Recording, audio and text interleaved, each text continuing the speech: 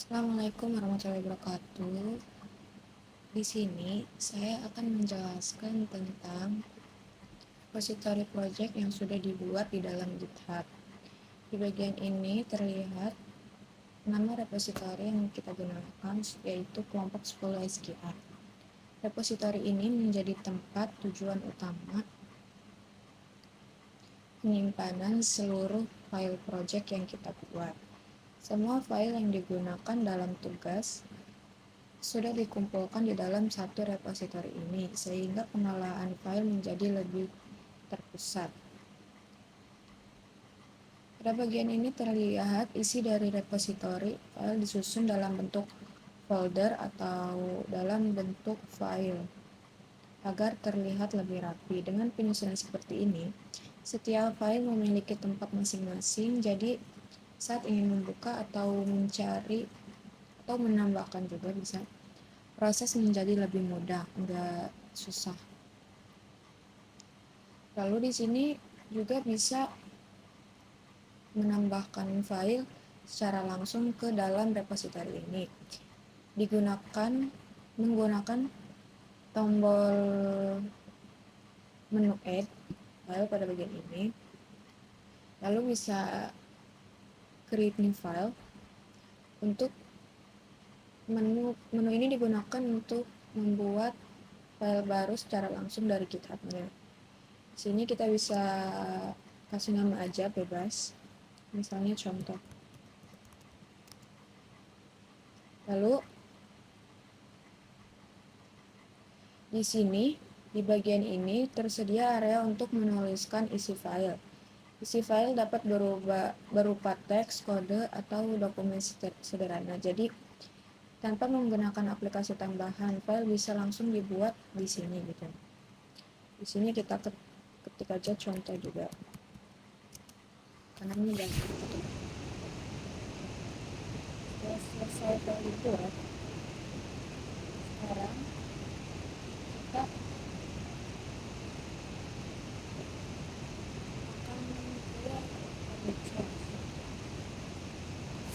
kita di sini ada commit message. Di bagian ini diisi pesan commit.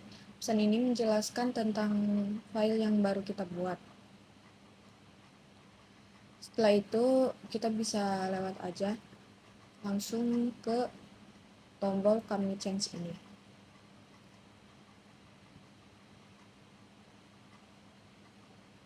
Error.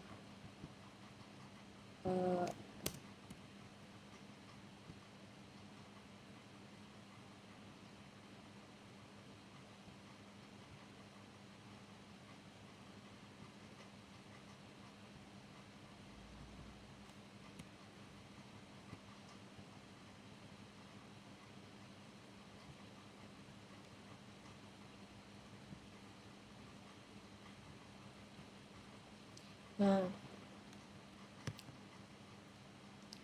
kalau udah, setelah kita commit itu, file yang dibuat akan muncul di halaman repository ini. File tersebut dapat dibuka langsung untuk melihat isi yang sudah dituliskan. Nih, contohnya di sini juga bisa ngetik apa juga gitu.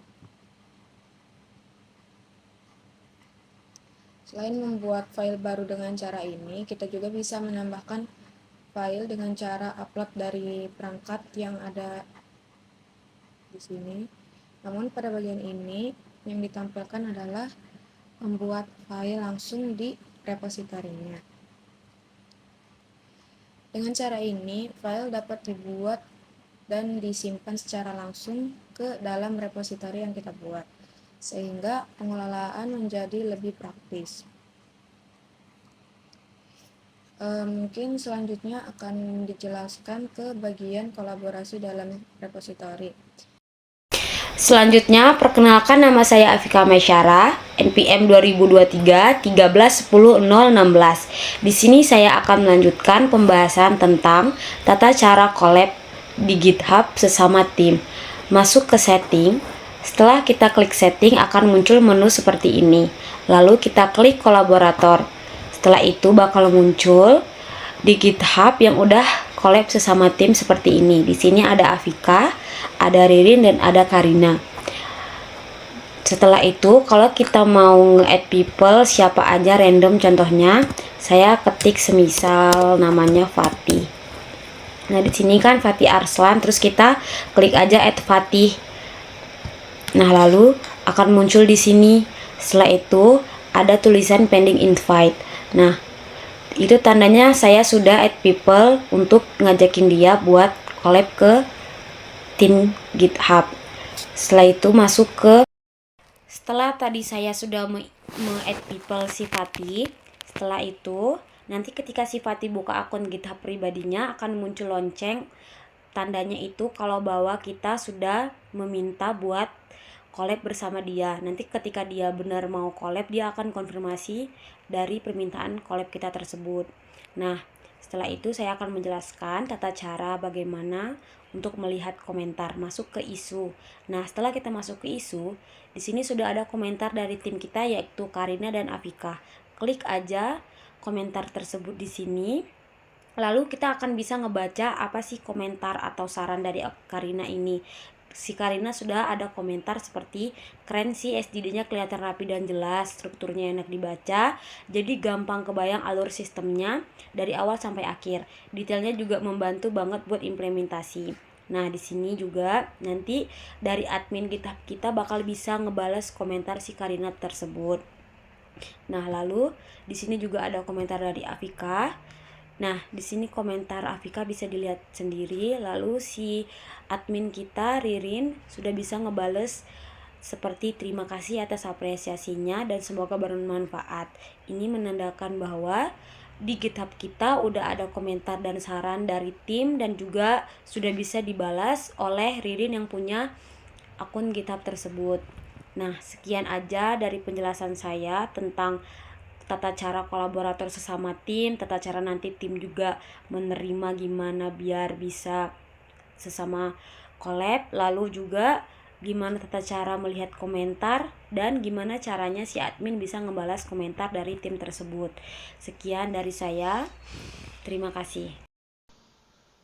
Di bagian ini ditampilkan halaman login dari sistem yang sudah dibuat dan dijalankan melalui browser.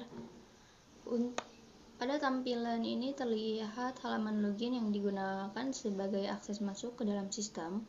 Di dalamnya terdapat dua input utama yaitu username dan password, serta satu tombol login untuk memproses data yang dimasukkan. Pertama, kita akan coba memasukkan data yang tidak sesuai untuk melihat bagaimana sistem merespon kesalahan input.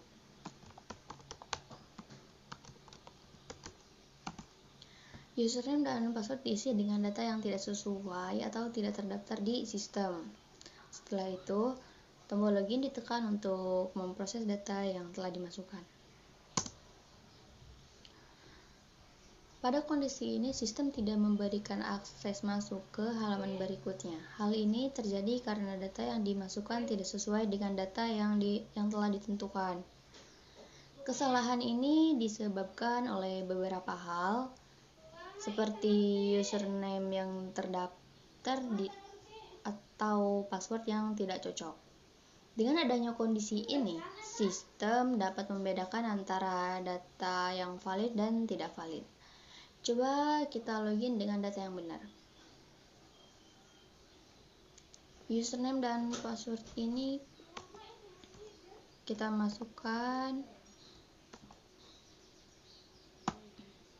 Nah, setelah itu tombol login ditekan untuk melakukan proses login. Nah, sistem berhasil menerima data yang dimasukkan dan memberikan akses masuk ke halaman berikutnya. Di bagian ini terlihat tampilan sederhana berupa pesan selamat datang. Hal ini menunjukkan bahwa proses login sudah berhasil dijalankan. Dari proses ini, dapat dilihat bahwa sistem sudah mampu melakukan validasi sederhana terhadap input yang diberikan. Sistem akan menolak data yang tidak sesuai dan menerima data yang benar. Proses validasi ini masih dilakukan secara sederhana yang belum terhubung dengan database secara langsung. Dengan adanya fitur login ini, sistem sudah memiliki mekanisme dasar untuk membatasi akses pengguna sehingga hanya user dengan data yang sesuai yang bisa masuk ke dalam sistem.